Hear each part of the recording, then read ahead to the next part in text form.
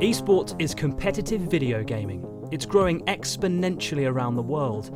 International tournaments worth millions of pounds are being played in front of sell-out live audiences, while millions watch online.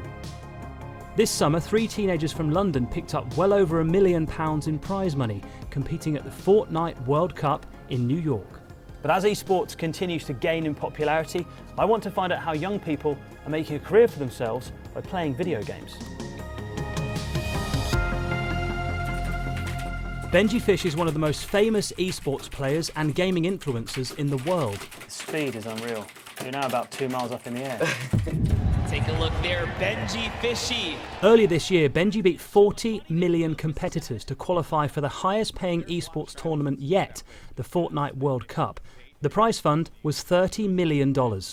I know from the World Cup there are at least 100 top tier players doing this week in, week out. Are there other levels of this? Are there thousands of people? Oh yeah, anybody can compete in these tournaments, and it just keeps getting harder and harder to qualify for the tournaments. Pretty much, you've got to be at a certain level to get to the finals. Aged just 15, Benji left school to focus on his career, playing in tournaments that have won him over £400,000 to date. So how much have you earned out of the trios? From the trios, 140,000. Benji signed to Energy Esports earlier this year, one of the biggest professional gaming organisations in the world. But taking Benji out of school was no easy decision for his mum, Anne. I looked to see if we could negotiate and work a way round of doing school and esports, but it wasn't very practical. The nature of esports is that they tend to still be up in the evenings, then they don't sleep enough, and then before they're too tired, it was better to go down a homeschooling route. What you want is for your child to be happy, to be able to earn a living, and so therefore I think I would be doing him an injustice to not let him follow his passion. I can only see myself doing stuff in esports, whether that's going to be moving on to the next game or even creating something like my own organisation. I think I'm going to be in esports for the rest of my life. Esports isn't just for top-tier teenagers battling each other from their bedrooms, it's fast becoming a career choice.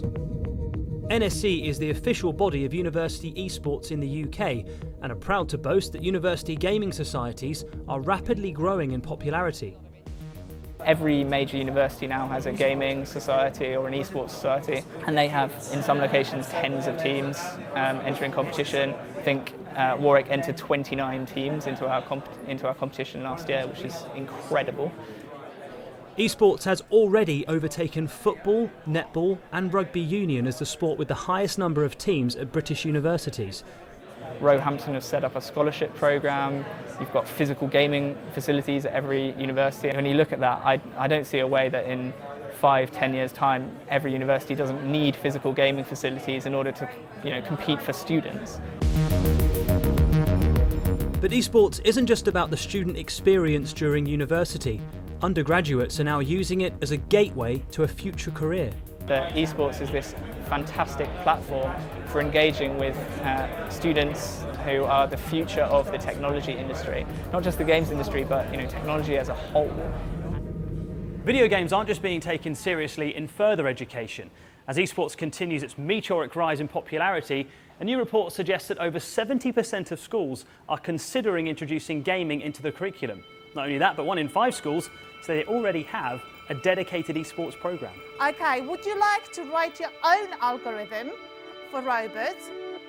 At Townley Grammar in Bexley Heath, school children as young as 9 years old are already using video games to enhance their learning. What would the algorithm be for that dance? No, you don't want to do that. There's this one. Shanayla Saeed is the program director of Digital Schoolhouse. They've partnered with Nintendo to deliver free creative workshops in schools. The essence behind every single workshop is play-based learning, and it's using that sense of fun to capture a child's imagination, to use that as a vehicle to teach computing skills. Typical workshops involve magic and dancing, using offbeat resources that children wouldn't normally see in a classroom before moving on to a computer to transfer their skills.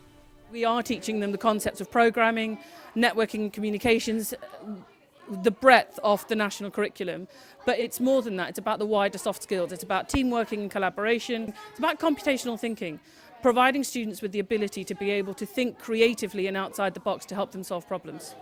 But with video games traditionally seen as a distraction from a child's learning, I want to know how much gaming can really be used to teach new skills. 99% of students play video games, so I think we'd be missing a huge trick if we weren't to capitalise on that as educators. We continue to learn throughout our lives, and if we can capture students' excitement in harnessing new knowledge, then we're all the better for it in tomorrow's workforce. Despite progressive attitudes in the industry, esports and video games is still dominated by teenage boys, and the vast underrepresentation of female players is something it's trying to grapple with. At the Fortnite World Cup in July, all 100 finalists were male. Welcome back to the main stage here at ESI 20. Freya Spears is a professional esports host and producer.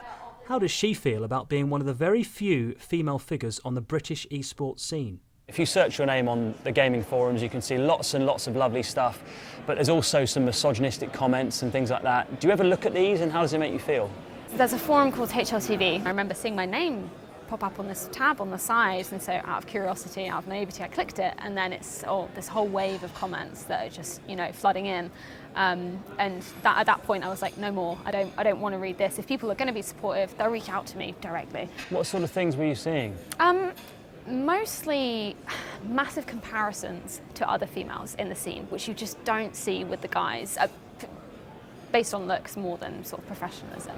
So what does Freya think can be done to make women feel more welcome in esports? It's almost like a grassroots scene. We want to encourage the women to be coming in and aspiring to play at the level of some of the male players. But I do think in 5 years' time we will be seeing, as I said, the next generation coming through who have been playing since they were 8 or 9 years old. Back at Townley Grammar, things are progressing faster than Freya could have imagined. The next generation of female gamers are already taking part in an in-school esports competition. Yoshi, don't die! Two teams made up of the school's best players are fighting it out on Super Smash Brothers. Many of them have ambitions to go into future careers in esports and beyond. I would love to kind of develop games, because I kind of have a passion for it. I like the way that it works and how it actually works. I want to try and make something of my own. Computing is just something for me, so programming I really enjoy. To be able to incorporate both of them, I think would be better for me in the making games position. With an ever-expanding industry and its growing popularity amongst young people, it's only a matter of time before esports becomes an integral part of our future education system.